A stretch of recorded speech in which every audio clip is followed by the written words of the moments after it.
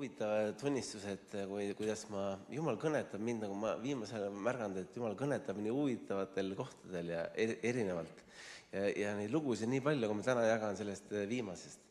Ma olin aias, tegin muruõhutajaga aias tööd.